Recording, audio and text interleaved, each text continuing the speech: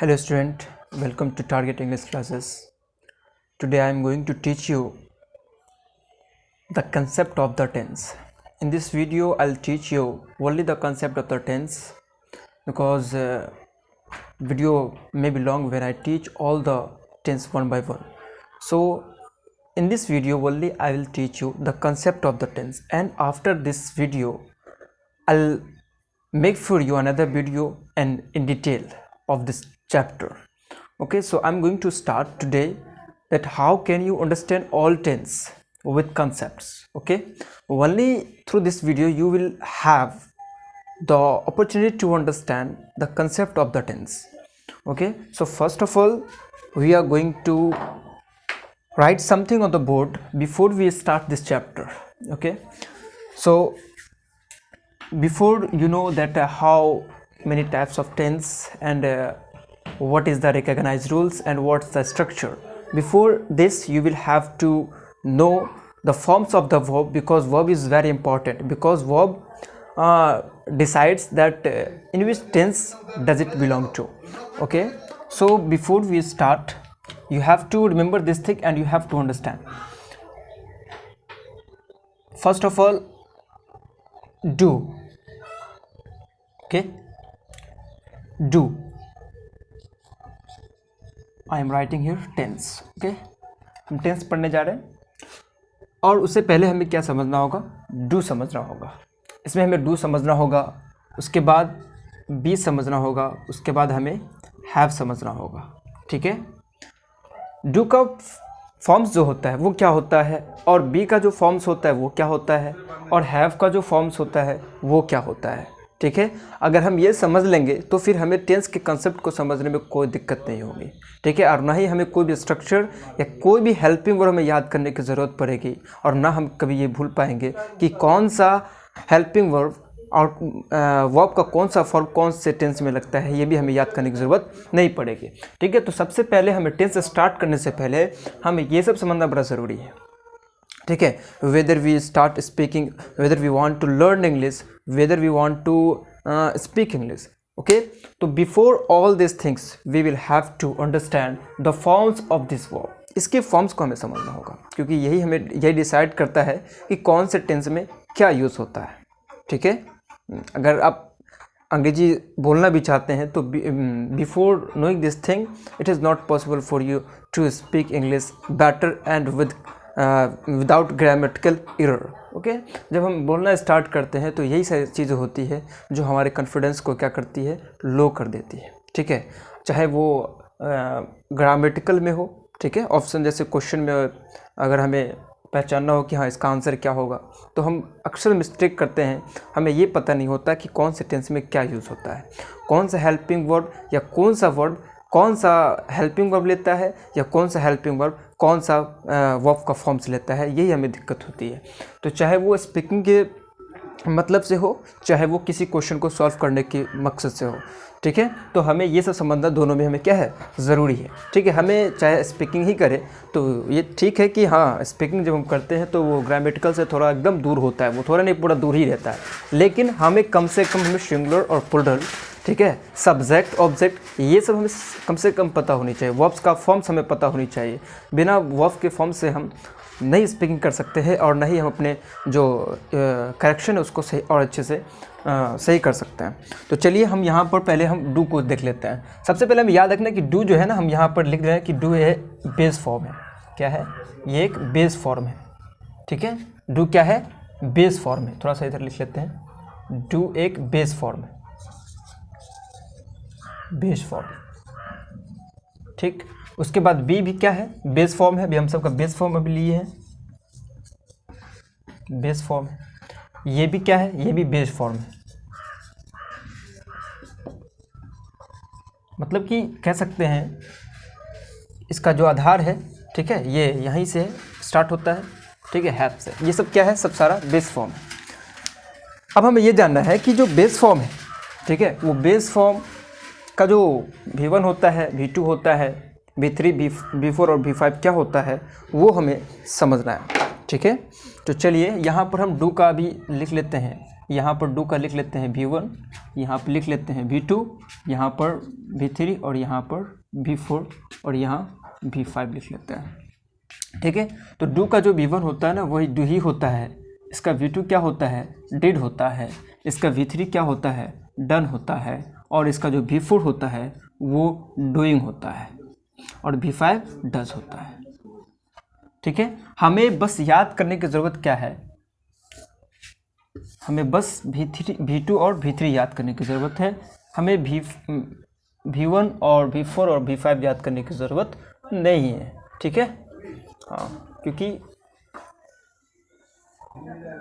V1 तो वही होता है जो उसका बेस फॉर्म होता है, V1 वही होता है लगभग। ठीक है, उसके बाद V2 देख रहे हैं, V2 में डिड और V3 में क्या आ गया, डन आ गया। ये थोड़ा सा डिफरेंट है, इसलिए हमको ये याद करना पड़ेगा। उसके बाद V4 में हम क्या जोड़ दिए हैं, डू था उसमें ing जोड़ दिए तो वो V4 हो गया। V5 में हम क्या किए हैं, V5 में भी कुछ नहीं किए हैं, डू में हम क्या जोड़ दिए, es जोड़ दिए। ठीक है, तो हमें V4 और ना ही V5 हमें याद करने की ज़रूरत है। ठीक है, हम V4 में ing जोड़ देंगे और V5 में s या es जोड़ देंगे तो वो V5 बन जाएगा। चलिए, ठीक है, तो ये हो गया डू का हो गया V1, V2, V3 और V4, V5 हो गया। अब हमें थोड़ा सा बी का देख लेना है। बी का बेस फॉर्म तो बी होता है, इसका जो V1 होता है ना वो M और R होता है। ठीक है, ये कंसेप्ट है, ये कंसेप्ट कौन नहीं बताता, ये कंसेप्ट है कि बी का जो V1 होता है वो क्या होता है, M और R होता है, और V2 क्या होता है, वाज या वर्ड होता है, वाज या वर्ड। उसके बाद V3 जो इसका होता है वो होता है बिन। ठीक, V4 जो होता है वो होता है बिंग, और V5 जो होता है वो होता है इज़। ठीक है, बिना ये सब हमें जाने हुए हम टेंस के कंसेप्ट को नहीं समझ सकते हैं। हमें ये याद करना पड़ेगा कैसे भी करके कि इसका V1 क्या होता है, V2 क्या होता है। बोलोगे ये क्या पढ़ा रहा है, अभी पता चलेगा कि इसका कितना इंपॉर्टेंस है। ठीक है, देखने से पता चल गया होगा कि हाँ ये सब यूज़ होता है कि नहीं होता है। ठीक है, जब हम अभी पढ़ाएंगे जब टेंस ना अभी जस्ट, तो पता चल जाएगा कि हाँ ये कितना इंपॉर्टेंट है। अच्छा, बेस फॉर्म हैव का जो V1 होता है वो क्या होता है, हैवी होता है ना। इसका जो V2 होता है वो क्या होता है, हैड होता है। इसका जो V3 होता है वो भी क्या होता है, हैड ही होता है। और V4 तो हमें पता है, उसमें हम क्या जोड़ देंगे, ing जोड़ देंगे। और यहाँ पर जो इसका V5 होता है क्या होता है, हैज़ होता है। ठीक है, हाँ, तो ये हो गया। ठीक है, V5 हो गया, और V4 और V1 ये तीनों हमें याद करने की ज़रूरत नहीं है, ये तो हमें ऐसे समझ में आएगा। हमें ये थोड़ा सा याद रहनी चाहिए कि इसका V2 क्या होता है, इसका V3 क्या होता है। ठीक है, I hope that you are getting this point. चलिए, इतना बस याद रहनी चाहिए। ठीक है, इतना याद है बस काफ़ी है। अब थोड़ा सा हम कर लेते हैं यहाँ से। तो हमें पता है कि टेंस जो होता है, सबको पता है ये चीज़। ठीक है, कितने प्रकार के होते हैं, 3 प्रकार के होते हैं। पहला जो सबको पता है, पहला क्या होता है, पहला होता है प्रेजेंट टेंस ना, पहला होता है प्रेजेंट टेंस। दूसरा क्या होता है, पास्ट टेंस होता है, पास्ट टेंस। और तीसरा जो होता है वो होता है फ्यूचर टेंस। ठीक, वो होता है फ्यूचर टेंस। अभी यहाँ पर ही हमें कंसेप्ट मिलेगा, अभी यहीं पर हमें मेन कंसेप्ट मिलेगा कि प्रेजेंट टेंस और पास्ट टेंस और फ्यूचर टेंस इसमें क्या यूज़ होता है, यहीं से कंसेप्ट स्टार्ट हो जाता है। ठीक है, तो प्रेजेंट टेंस है तो याद रखना है बस इतना कि प्रेजेंट टेंस में क्या यूज़ होता है। तो प्रेजेंट टेंस में V1 V5 यूज़ होता है। क्या यूज़ होता है, V1 V5। प्रेजेंट के पास भी 4 फॉर्म होता है, इसके पास भी 4, इसके पास भी 4, मतलब कुल टेंस जो होता है वो कितना होता है, 12 होता है। तो हमें याद रखना कि प्रेजेंट में क्या होता है, V1 V5 होता है, पास्ट में क्या होता है, V2 होता है, और फ्यूचर में क्या होता है, तो शैल विल होता है, और उसके बाद V1 होता है। V1 कौन सा V1, तो बेस फॉर्म वाला याद रखना है। बेस फॉर्म वाला वो भी V1 ही है, कह सकते हैं। ये हमें याद रखना पड़ेगा। ठीक है, कि प्रेजेंट में V1 V5 होता है, पास्ट में V2 होता है, फ्यूचर में शैल विल प्लस V1 होता है। ये हमें याद कैसे भी कीमत पर याद होनी चाहिए, यही कंसेप्ट है। अब कई लोगों को पता नहीं होगा कि ये V क्या होता है ना। V का मतलब देखिए, समझिए यहाँ पर V जो है ना, V को कहते हैं वर्ब, है ना, वर्ब। वर्ब क्या होता है, तो वर्ब जिससे हमें किसी एक्शन का पता चलता है ना, या किसी कह सकते हैं स्टेट ऑफ बीइंग का पता चलता है, या किसी पोजीशन का पता चलता है। मतलब ऐसा सेंटेंस, जिस सेंटेंस में वर्ब ऐसा हो जिससे उनके अधिकार का पता चलता हो, या उनसे कार्य व्यापार का पता चलता हो, या कह सकते हैं उससे किसी भी स्थिति का पता चलता हो, तो वो क्या कहलाता है, सेंटेंस के अंदर जो वर्ब होता है वो वर्ब वर्ब कहलाता है, चाहे वो पोजीशंस वाला हो, है ना, चाहे वो एक्शंस वाला हो, चाहे वो स्टेट और बीइंग वाला हो। ठीक है, तो वर्ब समझना बड़ा आसान है। अभी हमें जो मेन समझना है वो कौन सा वर्ब समझना है, इस सारा का सारा क्या वर्ब ही है। तो वर्ब में एक जो इम्पोर्टेंट है सबसे ज़्यादा समझ जो है एक्शन, एक्शन वाला जो वर्ब होता है, जिसको हम एक्शन का मतलब हम कहें तो क्रिया जिसको कहते हैं। क्रिया मतलब काम, क्रिया मतलब काम, ठीक है, जो काम करता है ना। जैसे सपोज दैट कि अगर हम कहेंगे कि मैं बीमार हूँ, तो मैं बीमार हूँ, यहाँ पर काम तो कोई नहीं है, यहाँ पर काम दिखा रहा है, कोई काम नहीं, मैं बीमार हूँ, इसमें कोई काम कर रहा है, कोई काम है क्या, मैं बीमार हूँ, मैं बीमार हूँ, यहाँ पर काम तो कुछ है ही नहीं, एक्शन तो कुछ है ही नहीं, इसमें एक्शन नहीं दिखा रहा है, यहाँ पर स्टेट दिखा रहा है, उनकी स्थिति को दिखाया जा रहा है कि वो बीमार है, वो बीमार के सिचुएशंस में। तो यहाँ पर ये भी वर्ब होगा, यहाँ पर भी यूज, बट कौन सा वर्ब, वो स्टेट और बीइंग वाला, यहाँ पर एक्शंस वाला कोई वर्ब नहीं हो सकता है। तो यहाँ पर हो जाएगा, क्या हो जाता है, ये पता ही है क्या हो जाता है, IML हो जाता है। तो एम यहाँ पर आई, ये क्या है, वर्ब, ये भी वर्ब ही है, बट कौन सा वर्ब, ये एक्शंस वाला वर्ब नहीं है, ये स्टेट वाला वर्ब है, ये स्थिति को दिखा रहा है। अभी हमें पढ़ना है एक्शंस वाला वर्ब। एक्शन वाला वर्ब एक चीज़ याद रखना है, ट्रिक से कम इतना भी याद रखना है कि जिस वर्ड के लास्ट में ना लगा हो उसको कहते हैं वर्ब। अब जैसे खेलना, खेलना में क्या लगा हुआ है, जैसे खेलना ले ले, यहाँ पर खेलना है ना, कूदना, समझना, सोना, देख रहे सबके लास्ट में क्या आ रहा है, ना आ रहा है। तो ना जो आता है ना वो क्या कहलाता है, वर्ब वही कहलाता है। ठीक है, पढ़ना, सोना, बैठना, आना, खेलना, जो कुछ भी करना, करना मतलब काम, एक्शन, तो वो क्या कहलाएगा, वर्ब। कौन सा वर्ब, एक्शन वाला वर्ब कहलाएगा, उसको एक्शंस कहते हैं। ठीक है, तो यही वर्ब हमें याद रखना है। अब हमें ये नहीं पता है कि इसका V1 क्या होता है, V5 क्या होता है, तो हम बता दिए हैं कि हमें सिर्फ V2 और V3 हमें याद करने की ज़रूरत है। इसका तो V1 और V4 और V5 तो याद करने की ज़रूरत ही नहीं है। V1 तो वही होता है, V2 में V4 में ING जोड़ देते हैं, और V5 में क्या करते हैं, V5 में हम S जोड़ देते हैं, ES जोड़ देते हैं। तो यहाँ पर वही करना है। सपोज दैट कि यहाँ पर खेलना है, खेलना का जो मतलब होगा वो क्या कहलाएगा, वो V1 कहलाएगा। कूदना का जो मतलब होगा वो क्या कहलाएगा, वो भी V1 कहलाएगा। समझना का जो मतलब होगा वो भी क्या कहलाएगा, वो भी V1 कहलाएगा। सोना का जो मतलब होगा स्लीप, स्लीप भी क्या है, ये भी V1 है। मतलब कि कोई भी एक्शन वाला वर्ड जिसका जो मतलब होता है वो क्या कहलाता है, V1 कहलाता है। अगर हम उसमें S या ES जोड़ देते हैं तो V5 कहलाता है। जैसे कि प्ले वर्ब, प्ले V1 है तो प्ले में हम S जोड़ दिए तो ये क्या हो गया, V5 हो गया। जंप में हम अगर S जोड़ देते हैं तो ये क्या हो गया, ये भी V5 हो गया। इस तरह अंडरस्टैंड में S जोड़ देंगे तो V5 हो जाएगा। थोड़ा प्रैक्टिस करते करते बनाते बनाते हमें ये आ जाएगा। ठीक है, उसके बाद फ्यूचर में क्या होगा, तो फ्यूचर के चारों फॉर्म में जब बोल रहा है यहाँ पर शैल विल है तो चारों फॉर्म में शैल विल का यूज़ होगा, और उसके बाद V1 होगा, उसके बाद चाहे कोई भी हो V1, यहाँ पे V1 V5, यहाँ पर V2 होगा। ये है कंसेप्ट। ठीक है, ये कंसेप्ट है, और इसी के थ्रू हम जो भी पूरा टेंस है, ऑल टेंस, सारे टेंस को हम इसी के माध्यम से समझ जाएंगे। टेंस ले लेते हैं, एक ले लेते हैं सिंपल प्रेजेंट, दूसरा ले लेते हैं सिंपल पास्ट। दोनों को देखते हैं कंपेयर करके कितना आसान है और किस तरह से मतलब ये पूरी तरह एक कंसेप्ट पर ये बेस्ड है। देखिए यहाँ पर हम लिखते हैं सिंपल, पहला लिख लेते हैं सिंपल प्रेजेंट, सिंपल प्रेजेंट है ना। और उसके बाद दूसरा हम लिख लेते हैं यहाँ, दूसरा हम यहाँ लिख लेते हैं सिंपल पास्ट टेंस। अब देखिए सिंपल प्रेजेंट, ये सिंपल प्रेजेंट क्या दिखाता है, सिंपल प्रेजेंट दिखाता है हमारे हैबिट्स को, है ना, हमारी जो आदत होती है उस आदत को, हैबिट्स को दिखाता है। ठीक है, उसके बाद इसके अंदर हम यूनिवर्सल ट्रूथ को दिखाते हैं, है ना। उसके बाद इसमें हम उन चीज़ों को दिखाते हैं जो क्या हो, पूरी तरह सत्य होता है ना। थ्योरेटिकल जो होता है उन सारी चीज़ों को इसमें दिखाते हैं। प्रिंसिपल जो होता है उस प्रिंसिपल को भी हम सिंपल प्रेजेंट के अंदर दिखाते हैं। जैसे सिंपल से हम ऐसे कह सकते हैं, जब भी कोई काम हम कहते हैं कि होता है या करते हैं, नॉर्मली जनरली करते हैं सामान्य तौर पर, तो वहाँ पर हम सिंपल प्रेजेंट टेंस का यूज़ करते हैं। लेकिन वही काम अगर हम करते थे तो वो हो गया सिंपल पास्ट टेंस।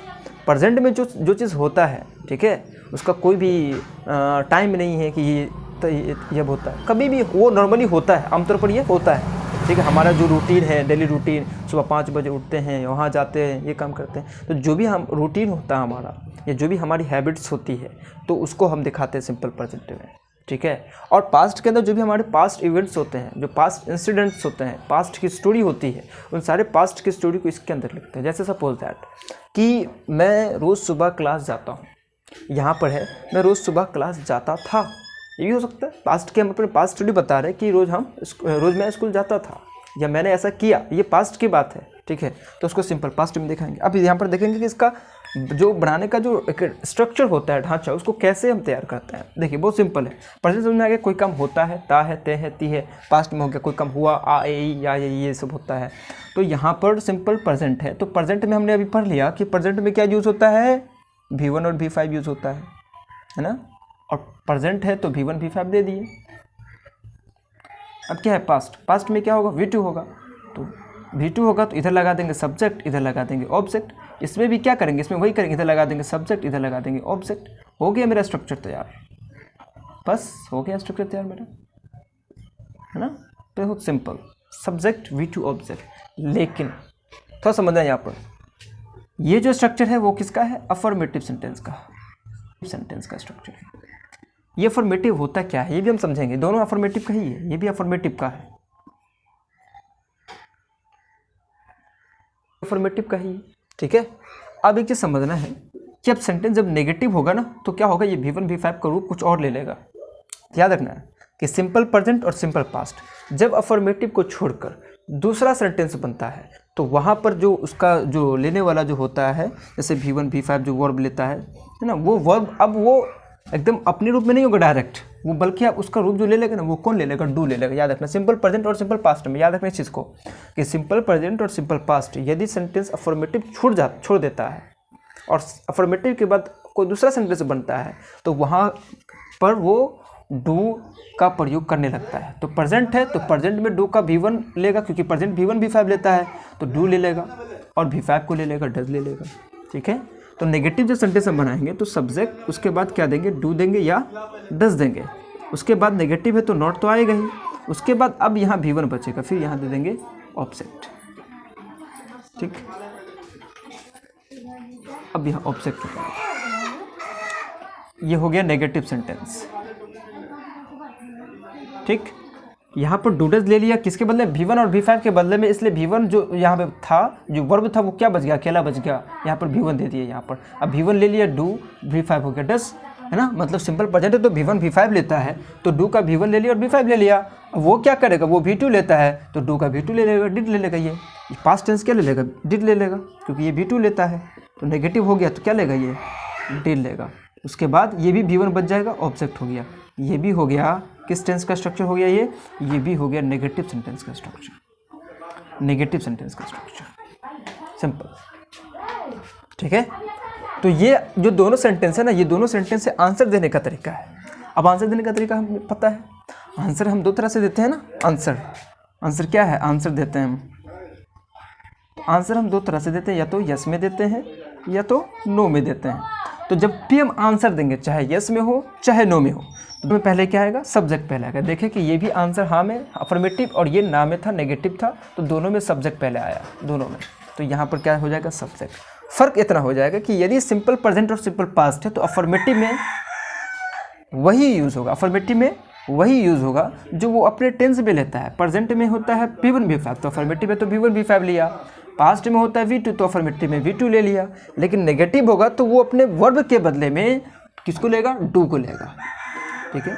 अगर वो प्रेजेंट है तो प्रेजेंट लेता है V1 V5, तो डू का हो जाएगा V1 V5। पास्ट है तो V2 लेता है तो डू ही लेगा, वो हो जाएगा डिड हो जाएगा। सिंपल है, ठीक है। तो I think this is enough in this video because the video will be very long and you will have problem to understand. So I think this is enough, and next video I will teach you the all the tense one by one, okay, in detail. This was the concept, and through this you will understand all the concept of all the tense, okay. इसके ज़रिए हम सारा concept समझेंगे. इसी तरह जिस तरह simple present समझे ना, अभी इसमें बताएंगे. अभी ये बाकी है. सिंपल प्रेजेंट और सिंपल पास्ट अभी भी अच्छे से हुआ नहीं है पूरा, इसका पूरा स्ट्रक्चर हम देखेंगे। ठीक है, अभी तो हम थोड़ा सा बताएं कि ये इसको यूज़ कैसे करेंगे, इसके थ्रू ये जो इसके थ्रू हम कैसे सारे टेंस को बनाएंगे, अभी तो हम ये सिर्फ समझाएं। ठीक है, तो आई hope that you may have understood guys. तो अब नेक्स्ट वीडियो में हम अगले एक एक करके टेंस अगला बताएंगे। So bye bye, take care, have fun.